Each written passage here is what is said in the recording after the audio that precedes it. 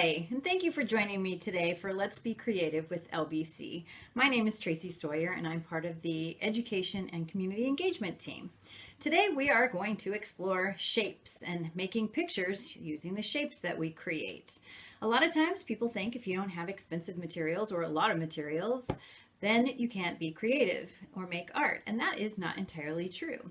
Today we are going to only need 3 items. We are going to need newspaper, and we're going to need scissors, and we will need some adhesive. I'm using glue stick today because I have it. You are also you can also use double-sided tape. You could use crafter's glue. There are quite a few things you could use. I recommend glue stick if you have it because it is easy to control and you don't need that much of it today.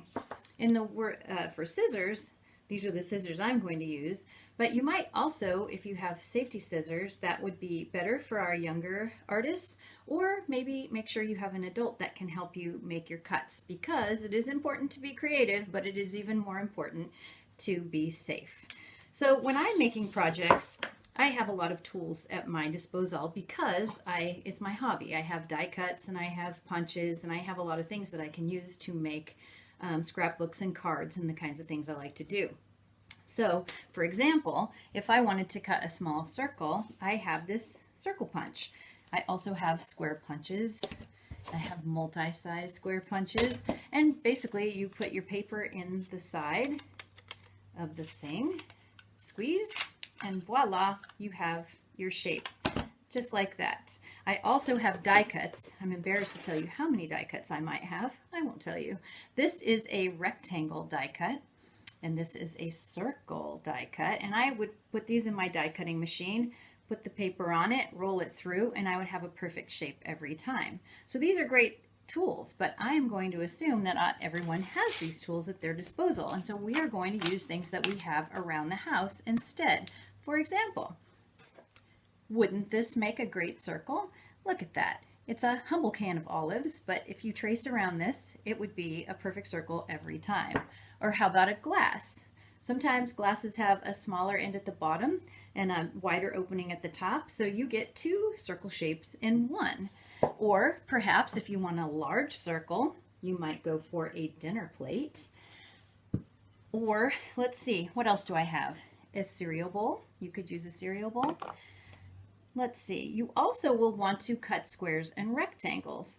So for a rectangle, maybe I would choose a book. There are different sizes of books. This one would be perfect for cutting around. It's a nice rectangular shape. And by the way, if you haven't read this, it's one of my favorites and it'd be worth give it a read. For squares, here's a little book that I've had that were my boys. That is the perfect square. It has 4 equal sides, and that's what qualifies it as a square. You might want a larger size square, and you could accomplish the same thing with the side of a Kleenex box. By the way, did you know if you cut this into a square and then cut this in half diagonally, you will have 2 perfect triangles. A little tip for you. Let's see. What else can we do today? I think that's it for right now. How about you go gather your supplies, get yourself some scissors, safe scissors, and newspaper, and some adhesive, and grab some shapes plates and books or things that you can use to make shapes, and bring them back in here, and we'll see where we can do. Now, just like last week, as you go around collecting interesting shapes of different sizes, let's be mindful of what you choose. Maybe the family china isn't such a good idea. Maybe get a plastic plate instead of a glass plate. You get the idea. So when you have all your stuff, bring it back here and let's see what we can do. Okay, let me show you how I do this. So this is a Post-it note, just a little pad of Post-its. I'm going to use it to create a square. And you remember, a square has 4 equal sides. A rectangle would have 2 longer sides and 2 shorter sides. So I'm going to set down the Post-it note, press down hard on the edges, and I'm going to trace around the outside. The goal here is to explore shapes and make shapes to create pictures, so I am not about perfection in this case. Lift it up, and so I have my square cut out. I have my square 2 cut out. So one tip I have for you when you're doing this is to do a rough cut all the way around the paper so that you have get really close to the shape you want to cut out. That way you don't have the weight of the paper interfering with your ability to cut straight. It is not as big a deal on size that's bigger like this, but if you start doing more intricate shapes or smaller shapes, then it will be more difficult if you're holding on to a whole piece of paper hanging off the side. So I'm just going to cut all 4 sides right here. And there you have it. Voila! A equal four-sided shape, which is also known as a square. I also created, here I have another square that I did. And did you know, if you cut a square, a perfectly sized square in half, you will get triangles. So here I have 2 triangles, and I have also circles. I wanted to also point out, in the idea of using things that you have around the house to cut around, I should also tell you that you can use coins. Check this out. I have a quarter, a dime, a nickel, and a penny. Each of them is a different size, and you can use them for different things in your pictures. This could be a nose, or this could be an eye, or these could be the tops of flowers. You can use them for all kinds of things. Sky's the limit. It also would be worthwhile for me to point out to you at this point that there is another device you might have that is really useful for making shapes, and that would be a ruler. You can use a square item, such as we did with the Post-it note, but you could also create that using a ruler. You would find your dimensions on here, 1 inch, 2 inch, 3 inch, 4 inch. Set it down on the paper, make a mark down the paper as well, and then you can connect your lines in order to make a perfect square. Let's see.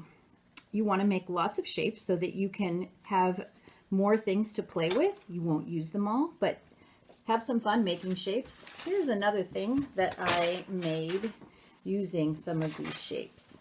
So this is a little neighborhood, friendly little neighborhood.